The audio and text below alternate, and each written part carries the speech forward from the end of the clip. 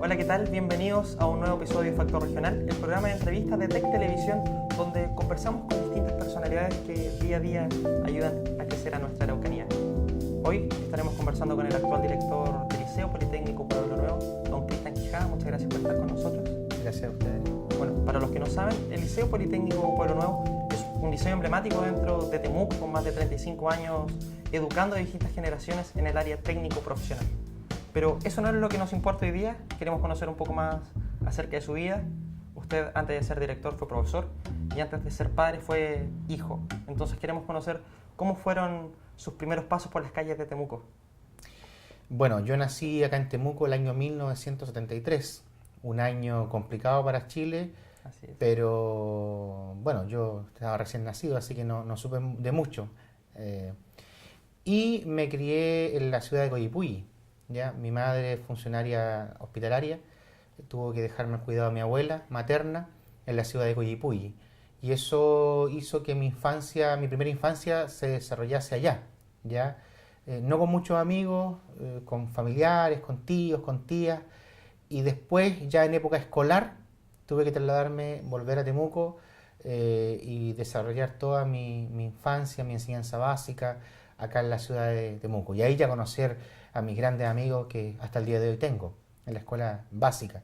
Yo estudié en la escuela municipal básica E498, cuando las escuelas se caracterizaban por su nombre, por su número y su letra. Así es. Hoy todos tienen nombre. En esa época era escuela E498. Actualmente se llama Marcela Paz. ¿Qué recuerdos tiene de sus años? ¿Alguna vez fue un estudiante molestoso, preocupado por sus notas? La verdad es que yo he pasado por todos los estados psicológicos de la persona. Yo en la enseñanza básica, bueno, tengo los mejores recuerdos de mi vida. O sea, allí conocí a grandes amigos, grandes amigas, grandes profesores, grandes profesoras que hasta el día de hoy recuerdo con mucho cariño. Yo creo que toda la base de mi saber está sembrado en la enseñanza básica. Profesoras, básicamente profesoras con un gran espíritu de formación, con gran cariño por la educación, con mucho conocimiento y sobre todo con mucha inteligencia para transmitir ese conocimiento. Eh, Estudié los 8 años en esa escuela, que estaba ubicada ahí en calle Lynch, con Balmaceda. Eh, Profesor, ¿usted cree que esos años en la básica fueron la base para que usted se dedicara a la pedagogía? no lo sé. La verdad no lo sé. ¿Nunca lo ha pensado? Nunca lo he pensado. Yo creo que la pedagogía, como lo conversaremos más adelante, surgió de una manera casi accidental, ¿ya? Pero volviendo a tu pregunta, en la enseñanza básica, tremendamente inquieto, muy desordenado. De hecho, era uno de los 3 íconos del desorden del curso de primero a octavo. Y compartir 8 años de la niñez con los mismos compañeros y ser un poco inquieto y compartir con todos me hizo formar grandes lazos de amistad y de cariño, como digo, hasta el día de hoy con muchos de ellos. Eso es muy importante, yo creo. Pero por lo que tenemos entendido, durante su enseñanza media, usted estudió también en 2 liceos bastante importantes de Temuco. Se traslada primero al Liceo Pedro Aguirre Cerda y luego al Liceo Pablo Neruda. ¿Cómo fueron esos años?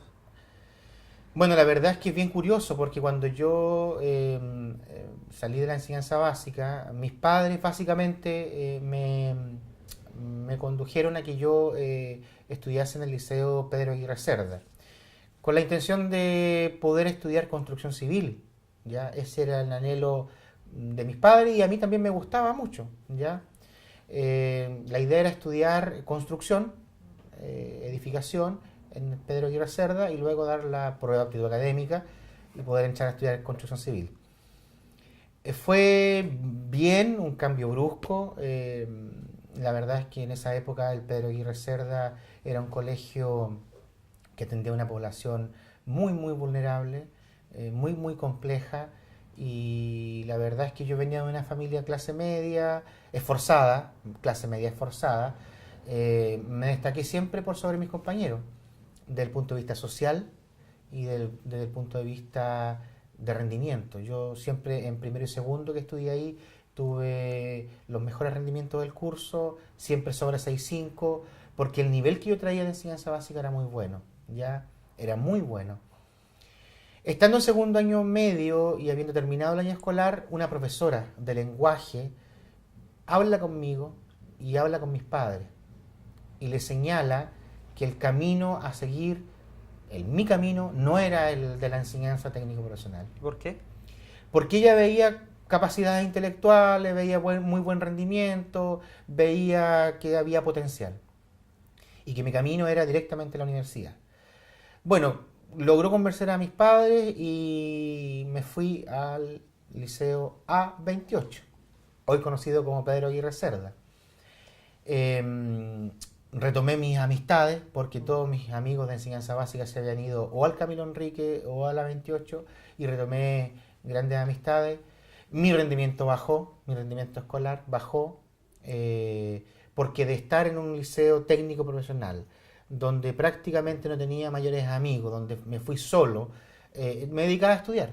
Cuando me volví a la 28, la verdad es que ya mi vida social se fue potenciando, a la adolescencia. Y, en etapa de plenos cambios. Etapa de plenos cambios, psicológicos, físicos. La verdad es que descuidé un poco los estudios y mi rendimiento bajó. Egresé de cuarto medio del Liceo A28. Y por eso digo que he pasado por todas las etapas psicosociales, porque en enseñanza básica muy inquieto, de un rendimiento promedio bajo, para después enfrentarse en la media con altos estándares y después llegar al tema de juntarse con sus amigos y dejar de lado un poco los estudios. Y claro, y dedicarme más a lo social, a la vida social. Y bueno, ¿cómo llega esta decisión de estudiar pedagogía en lenguaje en la Universidad de la Frontera? Sabemos que para usted fue todo un desafío cambiar esto de estudiar algo relacionado con la construcción a estar en una sala de clases. Claro, la verdad es que yo cuando entré a estudiar pedagogía postulé como primera opción pedagogía en castellano. ¿Por qué? Básicamente porque yo en el Liceo A28, Pablo Neruda, vuelvo a repetir, tenía un profesor de filosofía. Yo tenía muy mala ortografía, independientemente de mi rendimiento, independientemente de todo, yo tenía pésima ortografía. Yo escribía 10 palabras con 12 faltas ortográficas. O sea, fue una decisión para cambiar, o se destruye o funciona. Exacto. Y un profesor de filosofía me dijo un día, yo creo que tú deberías seguir un camino, seguir el camino de lo que más te cuesta, seguir el camino de lo que a ti más te produce conflicto. Y me dijo, yo creo que tu camino debería ser la literatura, la lingüística, quizás la pedagogía. ¿Tenía algún gusto por la lectura en ese entonces? Poco, muy poco, como todo adolescente. Y la verdad es que lo quedé pensando y dije, sí, voy a estudiar aquello que a mí más me cuesta. ¿Y qué es lo que más me costaba en esa época? La ortografía, la lectura, la literatura y la redacción. Y me decidí, y fue lo primero a lo que postulé y fue en lo que quedé inmediatamente. ¿Cómo fueron esos años estudiando en la Universidad de la Frontera? ¿Esa alma mater que compartimos? La verdad es que atípica, muy atípica, porque en mi caso, bueno, yo conocí a la que hoy día es mi señora el primer día de clase. Y ese primer día supe que ella iba a ser mi esposa, la mujer de mi vida. De hecho, comencé a pololear con ella a los pocos meses de iniciada la carrera. Nunca nos separamos y luego nos casamos. El último año de carrera, prácticamente con mi polola vivíamos juntos y tuvimos nuestro primer hijo. ¿Qué significó todo esto? Que yo trabajé en la universidad para poder pagar mis estudios, para poder salir adelante. Yo trabajé los 5 años de universidad. ¿En qué se desempeñaba? Yo hacía de todo, desde animación de fiestas infantiles, pasando por encuestador, garzón, fue mi fuerte. Y desde el primer año, yo tenía una compañera que tenía un hermano que tenía una empresa de banquetería. Y él nos invitó a trabajar y nunca más me despegué y trabajaba todos los fines de semana, todos los días de la semana, en distintas cosas. Y sobre todo el último año, donde tenía que mantener una familia, sostener estudios, un hijo, una pieza, no una casa, vivía en una pieza. Y la verdad es que muy bellos recuerdos del trabajo, de los estudios, Y ahí me volví a potenciar. En la universidad me volví a potenciar, afortunadamente recuperé mi nivel de rendimiento, obtuve los últimos 4 años consecutivos una beca que se llamaba FASE, que era una beca a los mejores promedios de la facultad, ni siquiera de la carrera, de la facultad. Yo siempre estuve dentro de los 10 mejores de la facultad de humanidades y eso también me permitía percibir ingresos. Además, su hijo era la motivación que le ayudó a seguir esforzándose en el área de la educación. Exacto. Él, claro, como joven yo egresé a los 21 años, 22 años, era todo para uno. Él es todavía, pero en esa época era mucho más romántico el tema. Y salimos adelante, logramos terminar la carrera con un excelente promedio, con distinción máxima y siempre combinando el trabajo y los estudios. Yo no tuve otra realidad en la universidad. Yo no carreteé como carreteaban mis compañeros, yo no salía como salían mis compañeros. Mi vida era el trabajo y los estudios. Y mi familia. Mi polola y luego mi familia. Exacto. Pero aquí en su oficina podemos ver que todo esfuerzo se demuestra. Así que ha sido un gran trabajo, me imagino. Uh-huh.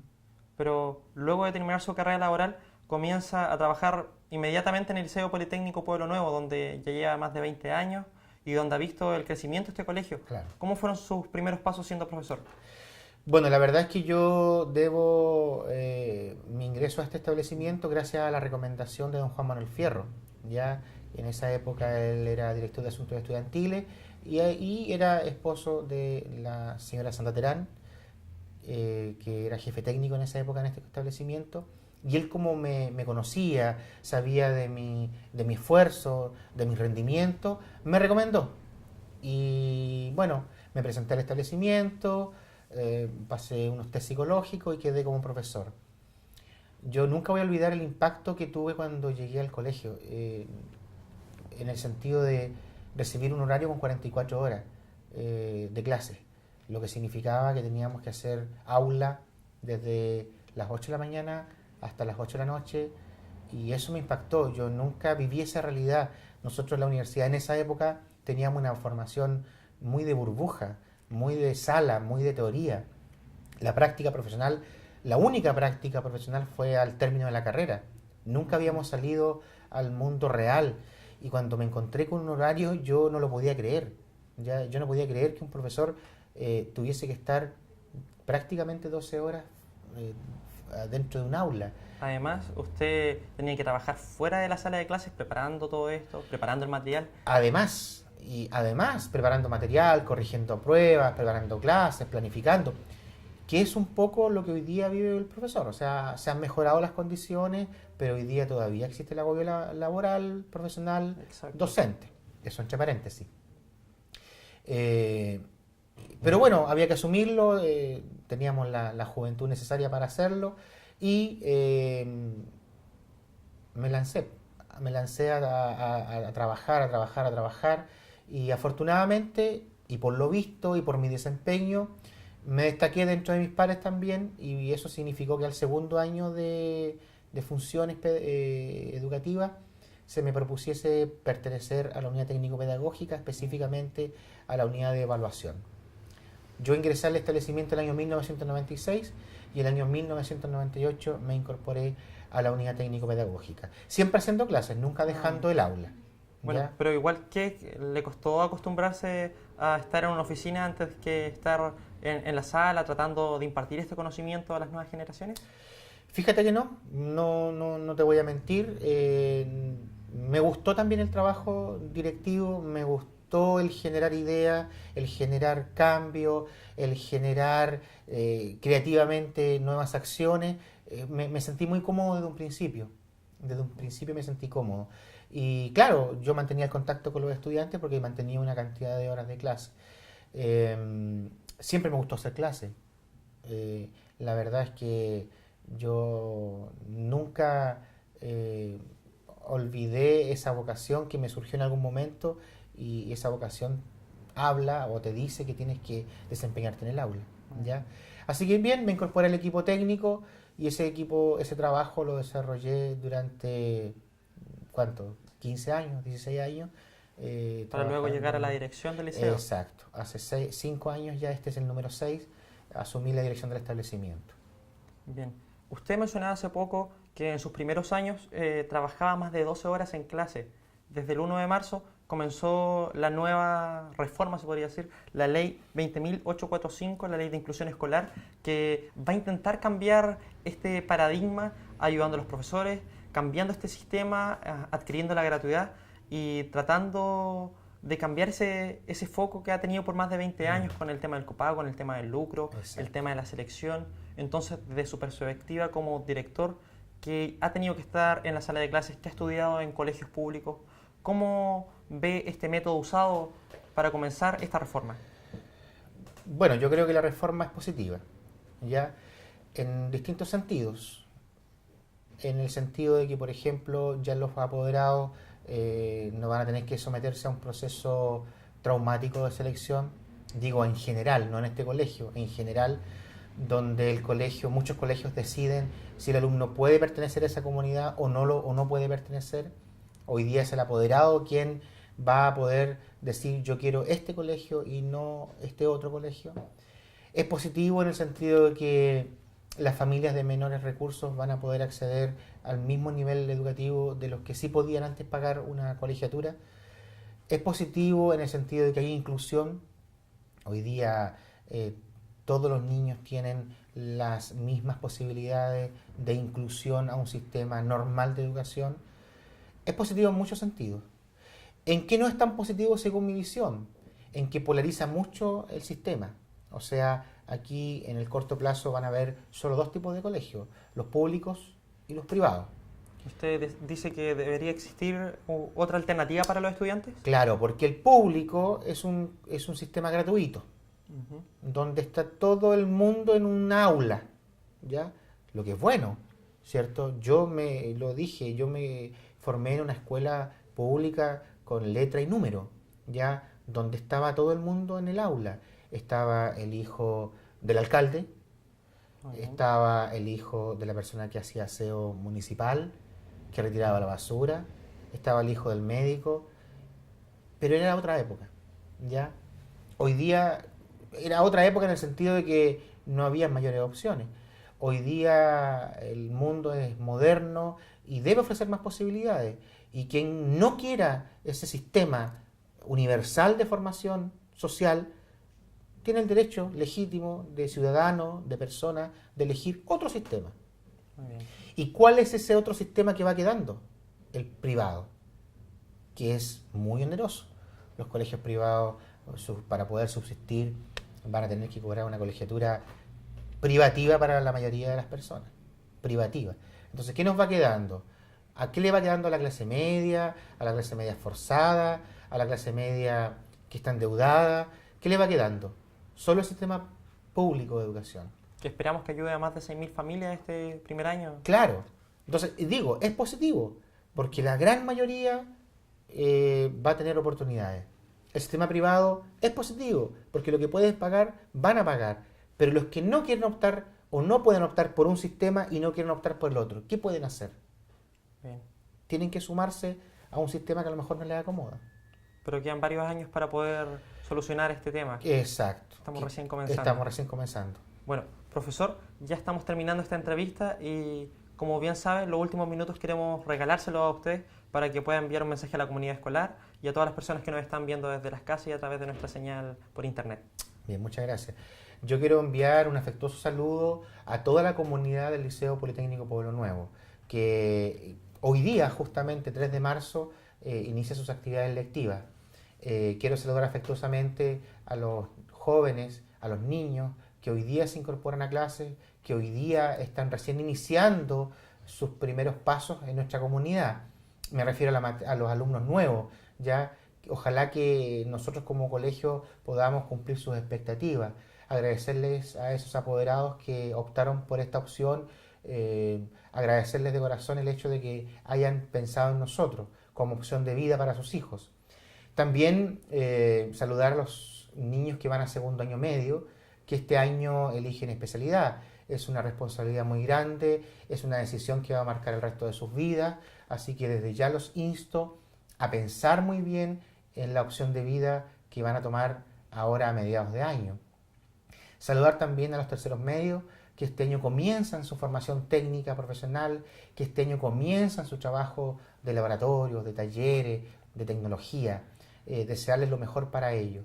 Y finalmente, saludar con mucho afecto a los cuartos medios, que es su último año de formación en nuestro colegio, que se van a enfrentar a una práctica profesional, que se van a ver enfrentados a fin de año a un nuevo mundo que posiblemente sea la universidad o un centro de formación técnica. En definitiva, a estos jóvenes que definitivamente van a salir del capullo y ojalá para volar muy alto. Quiero, en definitiva, enviar un afectuoso saludo a toda la comunidad educativa, insisto, a nuestros alumnos, a sus padres, madres, apoderados, a los profesores que están muy entusiasmados con comenzar este año y finalmente también a los asistentes de la educación, sin los cuales este sistema no tendría un soporte. Profesor, muchas gracias por su honestidad. Fue una conversación muy entretenida y espero que haya sido así para todas las personas que nos están viendo. Les deseamos lo mejor y que tengan una buena tarde. Esto fue Factor Regional. Hasta siempre. Muchas gracias. Muchas gracias a usted.